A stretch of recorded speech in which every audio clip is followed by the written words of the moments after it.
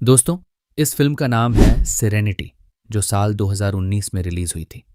इसकी कहानी में एक रहस्यमयी द्वीप होता है जहां पर डिल नाम का एक आदमी फंसा हुआ है। वो ये जानने की कोशिश करता है कि वह इस द्वीप पर आया कैसे और कब, क्योंकि यहां से बाहर जाने का कोई रास्ता नहीं था। समझने के लिए अंत तक जरूर देखें। फिल्म की कहानी शुरू होती है तो हम देखते हैं डील को, जो इस कहानी का मुख्य किरदार है। डिल के पास एक बोट है और उसे मछली पकड़ने का बहुत शौक है। डिल प्लाईमाउथ नामक एक द्वीप पर रहता है।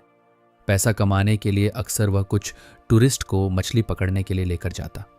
डिल उनके लिए रॉड सेट करता और टूरिस्ट खुद मछली पकड़ते, जिससे उन्हें बहुत खुशी होती थी।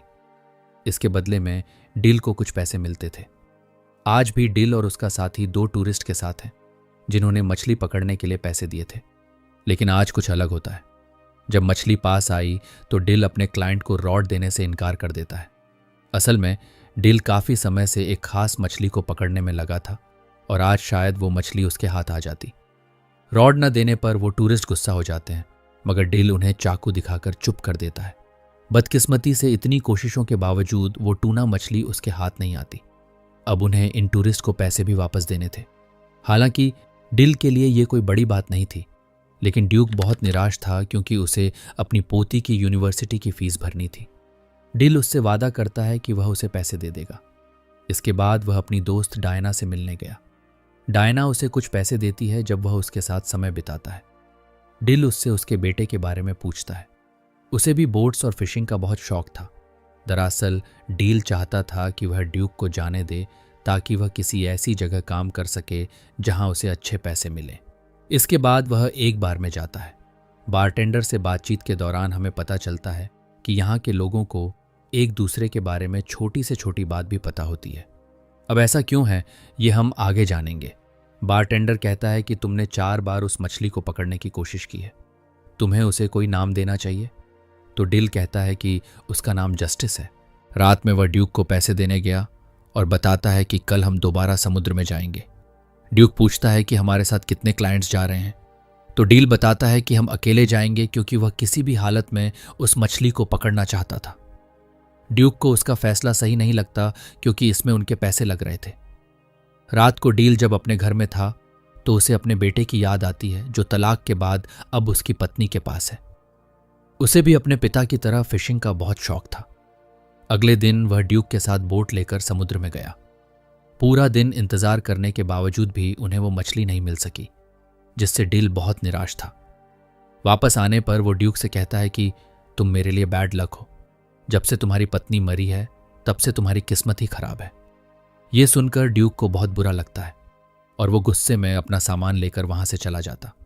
लेकिन दरअसल डील ने यह जानबूझकर किया था ताकि ड्यूक कहीं और काम ढूंढ ले।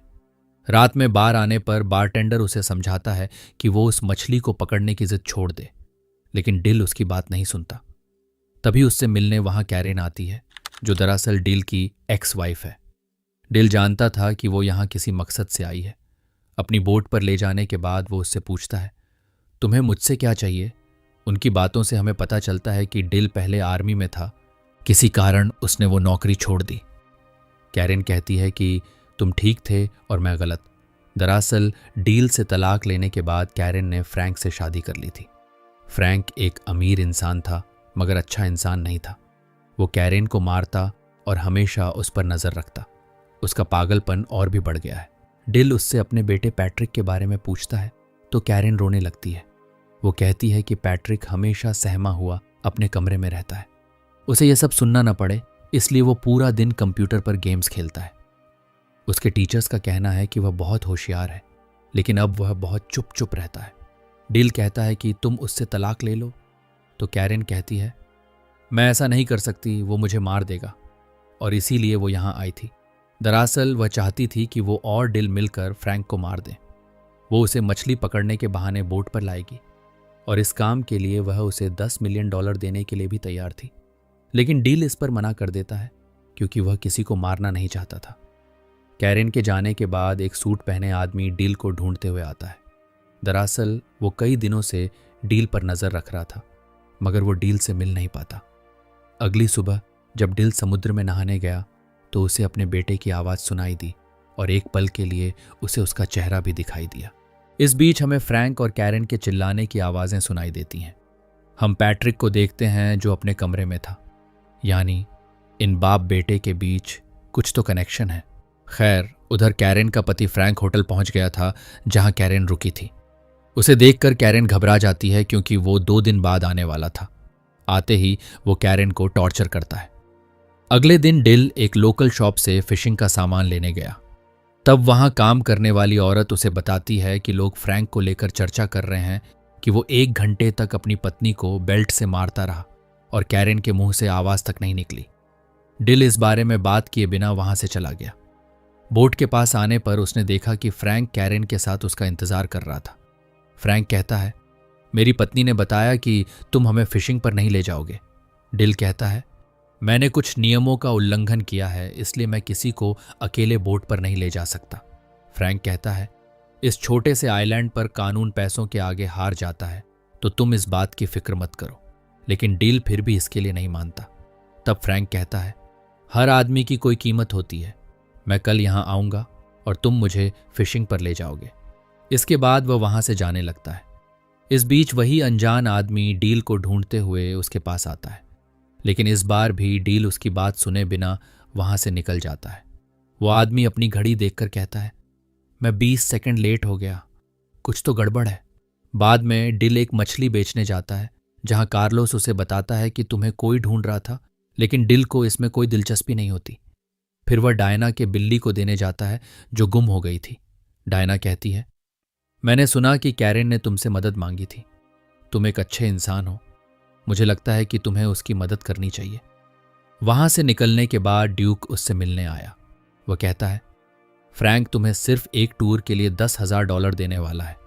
मुझे अपनी पोती की फीस देनी है, तुम्हें उसकी ऑफर मान लेनी चाहिए। डिल कहता है, मैं तुम्हारी बात क्यों मानूं? तो ड्यूक कहता है, मैं जानता हूं तुम ये सब क्यों कर रहे थे, लेकिन मुझे तुम्हारी रहम की जरूरत नहीं, मुझे तुम्हारी मदद चाहिए। अब ड्यूक की मदद करने के लिए डिल मान जाता है। बाद में कैरेन फिर से डिल से मिलने आती है। डिल कहता है, मैं उसे सिर्फ फिशिंग पर ले जाऊंगा, मैं उसे मारने वाला नहीं हूं। तो कैरेन कहती है, वो मुझे और पैट्रिक को मार देगा। मैं जानती हूं कि तुम उससे बात करते हो, वो अपने कंप्यूटर से तुम्हें सुन सकता है। तुम दोनों एक दूसरे से जुड़े हुए हो। डिल उसकी बात का कोई जवाब नहीं देता।